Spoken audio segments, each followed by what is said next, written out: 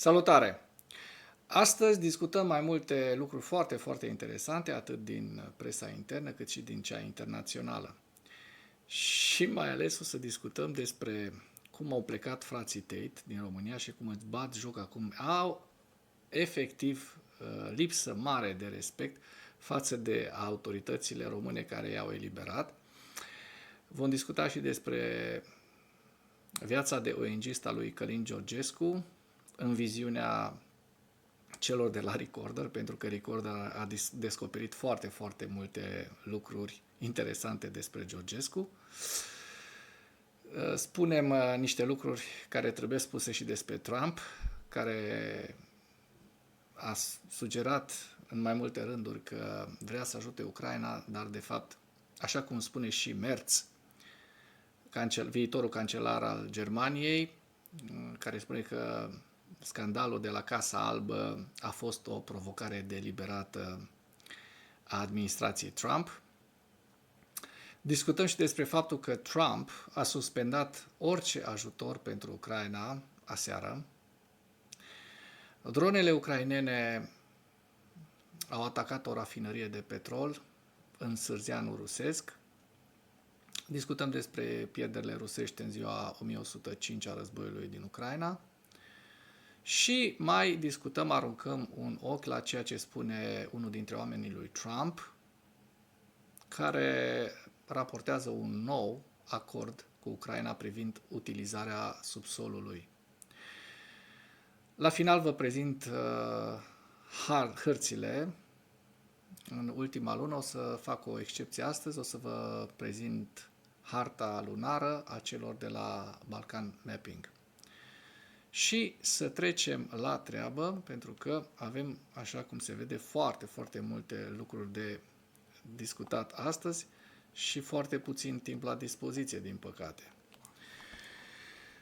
Bun, începem cu ceva delicios. Doar faptul că acești oameni, acești infractori care au violat și au abuzat 34 de femei românce. Asta ar trebui să intereseze și pe suverani și să sară, dar văd că nu îi interesează și chiar nu le pasă.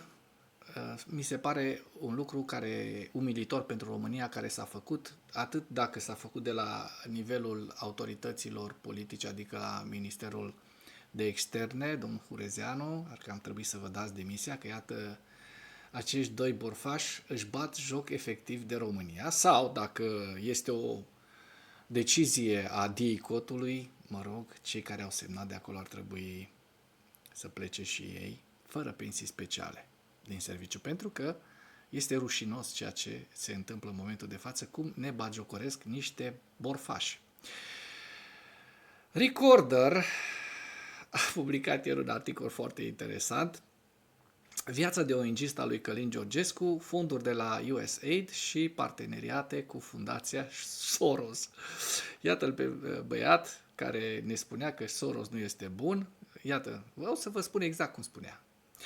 Rețeaua Soros din România va fi interzisă, cu siguranță, pentru că a făcut foarte mult rău țării mele, poporului meu, spunea recent Călin Georgescu într-un interviu cu Mario Naufal, un tânăr conservator care realizează emisiuni pe rețeaua X și care este un apropiat al lui Elon Musk. Bun, ce a făcut de fapt? Același discurs l-a avut Georgescu și la Realitatea Plus, la emisiunea Infectă a lui Anca Alexandrescu, fiică de fost turnător de securitate Horia Alexandrescu. Horia Alexandrescu, prieten și amic de turnătorie cu ziaristul independent Ion Cristoiu. Deci, Georgescu a spus aceleași lucruri pe 16 februarie la Realitatea. În prima zi oficială, toată rețeaua Soros va fi interzisă personal de către mine. Se cunosc, îi știm deja, lucrurile sunt foarte clare și este important, însă că avem cancel culture. Doamna Alexandrescu n-a venit pe un teren viran. În momentul în care distruge educația unui popor, ai țara în mână. M-am umețit tot. Declarațiile pe care le face astăzi Călin Georgescu sunt în contradicție cu biografia sa, în contradicție flagrantă chiar. Vreme de 20 de ani, aceste ONG-uri de care vorbește el, adică susținute de Soros, au fost și în slujba lui. Adică acesta a condus ONG-uri axate pe probleme de mediu și de dezvoltare durabilă, tineretul ecologist din România între anii 90 și 96, Centrul Național de Dezvoltare Durabilă între 97 și 2011. În anii tranziției, aceste organizații s-au hrănit aproape exclusiv din fonduri internaționale, programe FARE oferite de către Uniunea Europeană, finanțări USAID, Agenția pentru Dezvoltare Internațională a SUA, sau sponsorizări din partea unor guverne occidentale. În plus, primul ONG al lui Călin Georgescu a avut și parteneriate cu Fundația Soros, potrivit unei investigații Recorder. Și ia să vedem ce zice investigația Recorder. Iată-l pe tinerel aici, micuțul tinerel, care îi ușurează pe americani de bani, $800.000 pentru discuții și rapoarte sterile. Asta este un articol din presa vremii, din anii 90. Și ca să intrăm în subiect un picuț mai pendelete, spune așa, Alexandra Șerban este autoarea acestui articol, spune că rețeaua Soros din România va fi interzisă cu siguranță pentru că a făcut mult rău țării mele, poporului meu. Îl citează, bineînțeles, pe Călin Georgescu într-un interviu, așa cum vă spuneam. Așa, același lucru s-a întâmplat și la Realitatea, cum vă spuneam, și toate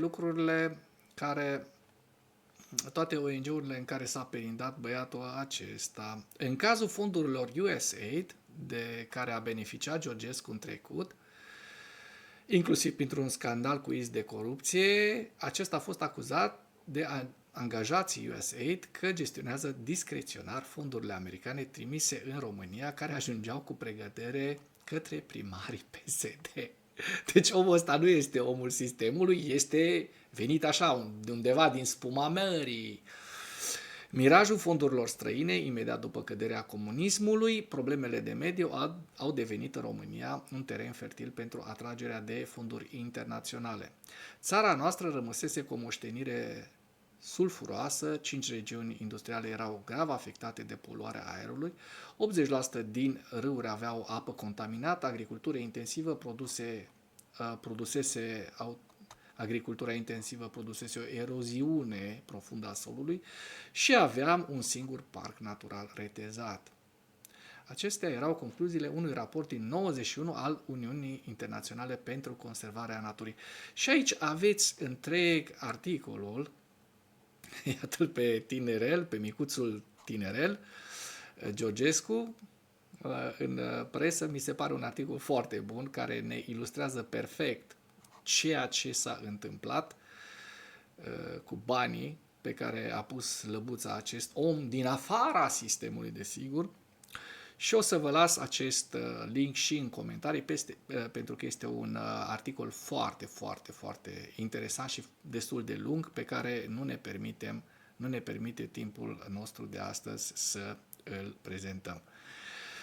Ia să vedem ce zice Merz. Mi se pare foarte interesantă poziția lui Merz, viitorului cancelar al Germaniei, care sugerează că scandalul de la Casa Albă a fost o provocare deliberată din partea Statelor Unite ale Americii, așa cum și noi am discutat în ultimele zile despre acest lucru.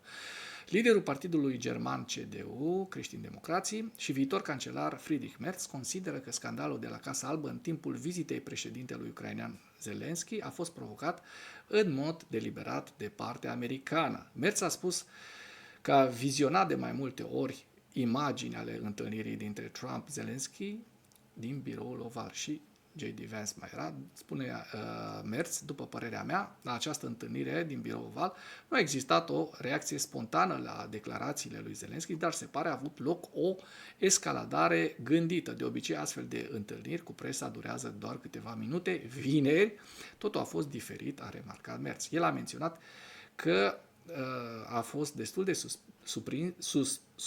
surprins, inclusiv de tonul reciproc al dialogului. Ciocnirea dintre Zelensky și președintele american Trump se încadrează în comportamentul actual al guvernului american, a spus Merz. Așa, în același timp, el a subliniat că pledează pentru a face tot posibilul pentru menținerea Americii în Europa. Merz a adăugat că, în opinia sa, că Statele Unite sunt și ele interesate de acest lucru. Vom vedea cât de interesate sunt Statele Unite de acest lucru, pentru că iată ce s-a întâmplat, o să vedem în următoarele știri, niște lucruri destul de nasoale, în ultima zi, mai precis aseară. Bun, este cel mai rău lucru pe care l-ar fi putut spune Trump despre declarația lui Zelensky despre încetarea războiului. Și îl vedem aici pe Trump împreună cu Zelensky în confruntarea de vineri seara. Președintele american Donald Trump a criticat cuvintele președintelui ucrainean Volodymyr Zelensky, potrivit cărora sfârșitul războiului cu Rusia este încă foarte, foarte departe. Pentru că Zelensky știe că este foarte, foarte departe, Trump face pe prostul și pe nieznaiu, că de parcă n-ar cunoaște ce se întâmplă de fapt cu Rusia, n-ar ști Krasnov cum lucrează KGB-ul, actualmente FSB-ul. Zelensky a spus cu o zi înainte, într-un interviu acordat presei britanice, că rezolvarea războiului este abia în stadiul inițial și că un acord de pace cu Rusia este încă foarte, foarte departe. Aceasta este cea mai proastă declarație pe care Zelensky ar fi putut-o face, iar America nu o va mai tolera, a scris președintele SUA. Aici vedem foarte bine cum scrie Donald Trump pe Truth Social și are foarte multe comentarii și like-uri și nu o să intrăm să ne tăvălim în acest articol pentru că este un lucru propagandistic pe care Trump îl spune. Și acum, lucrul cel mai important și cel mai grav, de fapt, de astăzi, vedem că Trump a suspendat orice ajutor pentru Ucraina aseară, chiar și cel care este deja pe drum. What the fuck? Bun, deci acest om clar face jocurile Rusiei, nu mai este nicio îndoială că este un agent de influență al Rusiei. Președintele american Donald Trump a ordonat înghețarea tuturor ajutoarelor militare acordate Ucrainei, crescând presiunea asupra președintelui Zelensky după disputa de la Casa Albă. Spun cei de la Bloomberg, citând un oficial al Pentagonului care a declarat pentru CNN, potrivit acestuia, anonimului de la Departamentul Apărării al SUA, Statele Unite suspendă toată asistența militară actuală acordată Ucrainei până când Trump stabilește că liderii țării demonstrează un angajament de bună credință față de pace, liderii țării referindu-se la Ucraina. Oficialul a spus că livrările tuturor echipamentelor militare americane care nu se află în prezent în Ucraina vor fi suspendate, inclusiv armele care se află în tranzit pe avion și nave sau care așteaptă în zonele de tranzit din Polonia. Deci omul ăsta, this is a mean bastard, Donald Trump. Scuze de limbaj.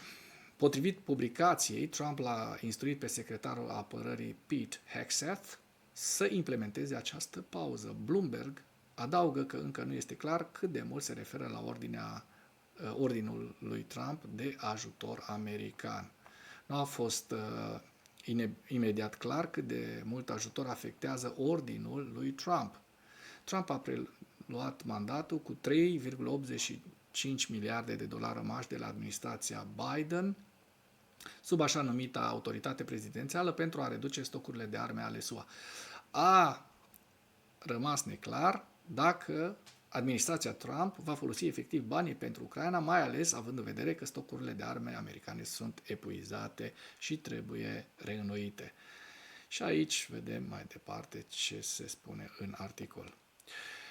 O știre foarte interesantă, dronele ucrainene atacă o rafinărie de petrol din Sâzrianul rusesc și apar tot felul de poze și imagini pe social media. Potrivit publicului rus, dronele au atacat o rafinărie de petrol din orașul rusesc Sâzrian din regiunea Samara, sursa SHOT și baza. Potrivit SHOT, locuitorii Sârzian au raportat explozii în zona rafinăriei locale de petrol. Potrivit datelor preliminare, sistemul rusesc de apărare aeriană ar fi doborât mai multe ținte aeriene. Știm sigur, le-au doborât pe toate, dar câteva s-au prăvălit totuși pe benzinăria rusească, pe rafinăria de fapt. Locuitorii locali au spus că s-au auzit explozii și focuri de arme în zona rafinăriei de petrol. Bun, sunete puternice, să vedem dacă... uite, există ceva drăguț aici, ne place să ne uităm și la imagini.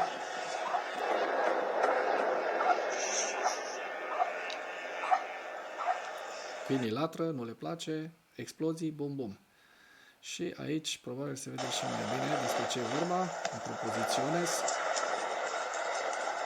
arde încă o rafinărie de petrol rusească în flăcări, la cât mai multe. Bun, mai departe, discutăm despre pierderile rusești în ziua 1105 a războiului din Ucraina și vedem aici foarte bine despre ce este vorba. În data de 4 martie 2025, rușii au pierdut 1340 de militari, cifra totală 879.410 militari pierduți de la începutul invaziei, o cifră foarte mare. 3 noi tancuri, 8 noi vehicule blindate de luptă, 45 de noi piese de artilerie și un mijloc de apărare antiaeriană, iar mai jos vedeți întreaga listă cu pierderile rusești. Bun, aliatul lui Trump raportează un nou acord cu Ucraina privind utilizarea subsolului. Una rece, alta caldă. Ni se dă cu zăhărelul informații din Statele Unite ale Americii. Congresmenul republican Brian Fitzpatrick a anunțat că s-a ajuns la un nou acord privind semnarea unui acord de subsol între guvernele Ucrainei și Statelor Unite. Congresmenul, care aparține cercului republicanilor care se ocupă de relațiile cu Ucraina, a raportat o conversație lungă și reușită cu Iermac. Readucem 100% trenul pe șine, a comentat el pe X. Potrivit congresmenului, există un acord conform căruia un acord de împărțire a profitului din minerit va fi semnat în viitorul apropiat, ceea ce va duce la un parteneriat economic puternic pe termen lung între Statele Unite și Ucraina. El a reiterat de asemenea poziția conducerii SUA, conform căreia semnarea acestui acord va oferi în mod firesc asistență de securitate. Anterior, președintele Trump anunța vestea acordului spunând că îl va raporta într-o adresă adresată, dacă se poate spune așa, Congresului în seara aceasta, adică marți seara. Bun, dar totuși eu mă întreb atunci dacă nenea ăsta ne anunță că vrea în continuare, americanii vor metalele rare, pământurile rare ale Ucrainei, de ce să mai semneze Ucraina cu ei și nu cu Uniunea Europeană dacă Statele Unite ale Americii au blocat întreg ajutorul militar pentru Ucraina? Deci au nevoie de Statele Unite ale Americii. Iermac a confirmat că a purtat discuții cu Fitzpatrick, am discutat probleme de îndreptare către o pace echitabilă și acordul privind mineralele cu SUA. Avem nevoie de un parteneriat economic, ambele țări există înțelegere reciprocă, ne îndreptăm către o decizie pe care trebuie să o ia liderii statelor noastre, a remarcat șeful președinției ucrainene. Bun, mai avem o treabă foarte interesantă pe care și aceasta vreau să vă arăt. Discutăm despre cum a oprit Donald Trump, în viziunea celor de la Bloomberg, ajutorul militar pentru Ucraina. Președintele american a ordonat suspendarea oricărui ajutor militar acordat Ucrainei, a declarat un alt oficial al departamentului, așa cum știm, presiunile crescând deasupra președintelui Zelensky, la doar câteva zile după ce au avut acele schimburi de replici din birou oval, a pus la îndoială sprijinul SUA pentru Kiev. Și așa cum vă spuneam și în celălalt material, întreaga asistență militară a SUA, inclusiv cea de pe drum, este suspendată până când Trump stabilește că liderii ucraineni depun efort real spre pace. Aceasta este, de fapt, o altă mizerie de propagandă rusească, pentru că ucrainenii se apără în momentul de față și rușii atacă. Și, așa cum vom vedea imediat din hărți, rușii au cucerit în ultima lună foarte, foarte mult teritoriu ucrainean, iar cei care nu vor pace sunt rușii. Dar nenea ăsta, Donald Krasnov Trump, ne spune că ucrainenii sunt cei de vină și ar trebui să ceară pace, să facă pace. Retorica Kremlinului. Acest om face retorica Kremlinului și a mințit în continuare, spunând de ajutorul de 350 de miliarde de dolari pe care Statele Unite l-ar fi dat Ucrainei și pe care Kievul ar trebui să ramburseze. Nu mai intrăm în detalii suplimentare pe această temă, dar mi se pare foarte, foarte aberant tot ceea ce se întâmplă la Casa Albă în momentul de față. Și acum vom da drumul la un material despre hărțile din Ucraina, ce s-a întâmplat în ultima lună. Bun. Este realizat de către cei de la Balkan Mapping și spune în felul următor. Situația în Curahovo-Pokrovsk, frontul din 1 februarie 2025 și iată cum arăta frontul la 28 februarie 2025. În Dahne și Andriivka, forțele rusești au reușit să captureze 41 de kilometri pătrați. La sud de Iasenove, forțele ruse au capturat 4 km pătrați. În Avdiivka, forțele rusești au capturat în jur de 13 km pătrați. În Udajne și Uspenvica, forțele rusești au capturat un singur kilometru pătrat și la nord de Shevchenko, rușii au capturat 2 km pătrați. Bun. Stop cadru, că cred că s-a oprit filmarea. Ba, nu s-a oprit. Bun, mai departe. Total, avans ucrainean în această zonă, până în 28 februarie, 3 km pătrați, iar rușii au avansat 61 de km pătrați. Acum vorbim despre Curahove, zona Curahove, Velica, la sud de Velica Novosilca. Aceasta este harta din 1 februarie, așa arăta situația la 1 februarie și așa arată Pokrovskul, frontul de la Pokrovsk, după o lună de războaie, de lupte. Ucrainenii au avansat 1 km pătrat și în Cotine forțele au avansat 0,6 km pătrați. Așa cum știm, frontul este foarte static în această zonă. Și acum vedem ce s-a întâmplat, de fapt, la Velica Novosilca. Frontul din 1 februarie arăta așa, zona Velica Novosilca, și așa arată frontul după o lună de război, în 28. Rușii au reușit să ocupe această bucată, această halcă de 82 de km pătrați.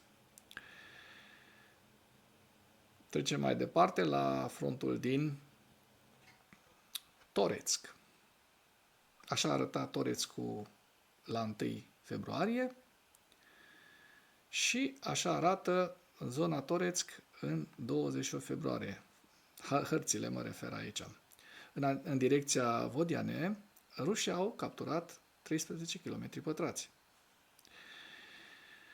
Bun. Mai departe să vedem, forțele ucrainene au reușit să recaptureze 1,3 km pătrați în această zonă. Mai departe, în partea de sud a Toretskului, forțele rusești au capturat 2,4 km pătrați. Iar în partea de nord a Toretskului, forțele rusești au capturat 0,7 km pătrați. Deci aici e o zonă în care nu s-a întâmplat foarte multe lucruri în afară de acești 13 km pătrați capturați de ruși. Mai departe, vorbim despre situația din Ceasov Iar. Așa arăta în 1 februarie. Și să vedem ce s-a întâmplat. Așa arată în data de 28 februarie, când rușii au capturat o bucată de 5,6 km pătrați la sud de Ceasov Iar. În partea centrală a Ceasov Iarului, forțele rusești au capturat încă 0,6 km pătrați. În partea de vest a Ceasov Iar, ucrainenii au recapturat o bucată de 1,5 km pătrați, deși ucrainenii reușesc multe lucruri frumoase. De asemenea, rușii au mai capturat 0,6 km pătrați și vedem un total de 6,8 km pătrați luați de ruși și 1,5 de ucraineni. Acum, în Kupiansk, așa arăta harta la 1 februarie și așa arată harta în data de 28 februarie, cu aceste teritorii cucerite de către ruși. La nord de Ivanivka, rușii au capturat aproape 9 km pătrați. În Kalinove, forțele rusești au capturat 8,6 km pătrați aici. Se vede. În Dvorcina, forțele ruse au capturat o suprafață de 38 de km pătrați, așa cum se vede foarte bine aici. În total, rușii au capturat în jur de 55,6 km pătrați. Zona Sumi, situația frontului la Kursk acum o lună, în 1 februarie. Și așa arată situația frontului de la Kursk după o lună de lupte în 28 februarie. Aici rușii au capturat în total 34,2 km pătrați, de fapt au eliberat că e teritoriul rusesc. În Malaya Lochnaya, ucrainenii au recapturat 4 km pătrați. Și în direcția Pogrebii, forțele rusești au capturat o suprafață de 5,5 km pătrați. Bun, rușii au mai capturat 5 km pătrați în această zonă. În Kurilovka, forțele rusești au capturat de asemenea 1 km pătrat. Și în total, în această zonă, ucrainenii au luat 4 km pătrați, iar rușii 45,4 km pătrați, așa cum reiese și din această hartă. Și acum se vede foarte clar că rușii au capturat mai multe teritorii decât ucrainenii și acest lucru nu poate să fie deloc de bun augur. Cu aceste hărți oferite de către cei de la Balkan Mapping, care, bineînțeles, le fac pe baza celor de la Deep State, hărților de la Deep State și a celor de la Institutul pentru Studiul Războiului, închei materialul de astăzi, iar dacă ați găsit informații utile în acest material, nu ezitați să dați like, share și care nu sunteți abonați, să vă abonați la canalul nostru de YouTube, la Animatura. Mulțumesc mult!